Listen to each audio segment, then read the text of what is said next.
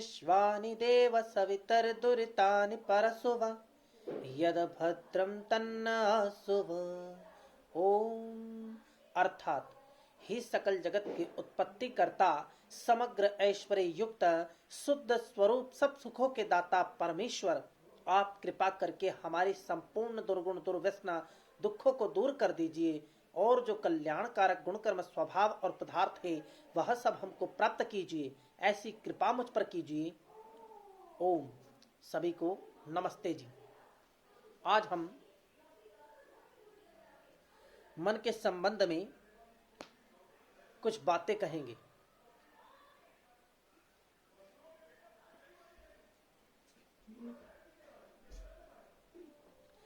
यस्मान्नृते किंचन कर्म क्रियते तन्मे मनः शिव संकल्पमस्तु। यजुर्वेद अध्याय 34 मंत्र 3। मन के संबंध में इस अध्याय में प्रथम अध्याय के भौतिकवादी पूर्व पक्ष का उत्तर पक्ष दिया गया है। प्रथम अध्याय में हमने देखा कि भौतिकवादी पार्थिव शरीर से अतिरिक्त शरीर में किसी स्वतंत्र चेतना की सत्ता को नहीं मानता। परंतु क्या यह संभव है कि शरीर बिना किसी चेतन सत्ता के स्वचालित यंत्र हो? यजुर्वेद के उक्त मंत्र में कहा है, यस्मात् न ऋते किंचन कर्म क्रियते तन्मे मनः शिव संकल्पमस्तु। जिस चेतन के बिना शरीर कोई कर्म कर ही नहीं सकता, उस चेतन को माने बिना शरीर कैसे काम करेगा?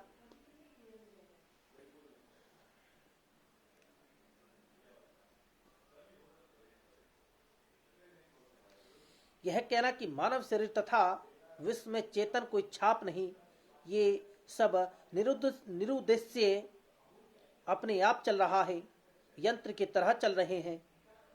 गहराई से विचार करने पर युक्ति संगत नहीं प्रतीत होता। यंत्र में उद्दीपक स्टिमुलस सामने होने पर एक निश्चित अनुक्रिया रिस्पॉन्स होती है। मनुष्य में निश्चित यांत्रिक अनुक्रिया नहीं होती। एक मनुष्य पहाड़ से गिर पड़ा, गिरते गिरते रास्ते में एक वृक्ष की टहनी को पकड़ कर लटक गया। तब उसकी बाह पर एक ततैया आकर काटने लगा। ततैये के काटने पर निश्चित अनुक्रिया तो यह होनी चाहिए कि वह एक हाथ से ततैया को उड़ा दे, परंतु वह सोच में पड़ जाता है। सोचता है कि वृक्ष की टहनी को छोड़ दूंगा तो नीचे गिर जाऊंगा, हड्डी पसली चकनाचूर हो जाएगी। यह टहनी को नहीं छोड़ता। टहनी छोड़ दूं न छोड़ दूं, इसमें चुनाव कौन करता है? मशीन चुनाव नहीं करती। चुनाव करना चेतन का स्वभाव है। मनुष्य पर अविद्यमान अनागत घटनाओं का प्रभाव पड़ता है। विगत घटनाएं जो इस समय मौजूद नहीं, उनका स्मृति द्वारा प्रभाव पड़ता है। संवेगों का काम, क्रोध, लोभ, मोह का प्रभाव पड़ता है। अगर मनुष्य मशीन ही हो, उसके भीतर कोई स्वतंत्र चिंतन करने वाली सत्ता ना हो, तो ये सब प्रभाव कैसे पड़ते हैं? कल्पना कीजिए कि आपको एक पत्र आया कि आपको लॉटरी में 10 लाख रुपए मिला है। इस पत्र पर तो काले काले अक्षर अंकित हैं। अगर इन अक्षरों को आप पढ़ नहीं सकते तो इसका आप पर कुछ प्रभाव नहीं पड़ता। अगर पढ़ सकते हैं तो इन काले अक्षरों से ही आपका जीवन पलट जाता है। वह कौन है जो इन अक्षरों में निहित अर्थ को समझता है? क्या मशीन अक्षरों को निहित अर्थ को समझ सकती है? मस्तिष्क में तो बाह्य वस्तु का संवेदन सेंसेशन पहुंचता है। जहां यह संवेदन पहुंचता है वहां कौन सा दफ्तर है जो इस संवेदन का अर्थ समझकर उसके अनुसार अनुक्रिया करता है? वह चेतन ही है, आत्मा ही है, जो शरीर से भिन्न है और शरीर के दफ्तर में आसन जमाए बैठा है। यह कहना कि शरीर सिर्फ एक यंत्र है, अपने आप चल रहा है, इसे चलाने वाली शरीर से अतिरिक्त कोई सत्ता नहीं, यह कहने के समान है कि रेलगाड़ी अपने आप चल पड़ती है, उसका कोई ड्राइवर नहीं। शरीर भौतिक है, विचार, संवेग, मूल प्रवृत्तियां, इच्छा शक्ति, ये अभौतिक है। भौतिक भौतिक का संचालन तथा उपभोग नहीं कर सकता।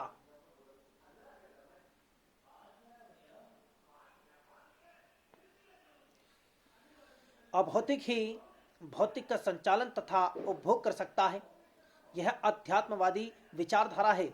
इसी विचारधारा को आधार बनाकर न्याय तथा सांख्य ने मन तथा आत्मा की सत्ता को सिद्ध किया है। इस अध्याय में इसी अध्यात्मवादी विचारधारा का उल्लेख है। मन को अंतःकरण के अंतर्गत माना जाता है, क्योंकि अंतःकरण चतुष्टय में चित्त, अहंकार, मन तथा बुद्धि ये चार आ जाते हैं, ये चारों आ जाते हैं। और अहंकार को प्रकृति का विकार माना गया है।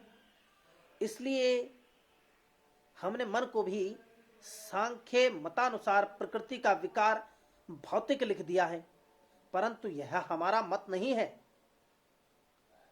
जब मन को प्रकृति का विकार भौतिक कहा जाए, तब अभिप्राय तंत्रिका तंत्र नर्वस सिस्टम से होता है, चेतन सत्ता से नहीं। जब मस्तिष्क के लिए मन शब्द का प्रयोग हो तब यह भौतिक है, जब चेतना के लिए हो तब अभौतिक है। शरीर से पृथक जो अशरीरी है वही चेतन है, चाहे उसे मन कहो चाहे आत्मा। ओम शम। अगली बातें अगले अध्याय में।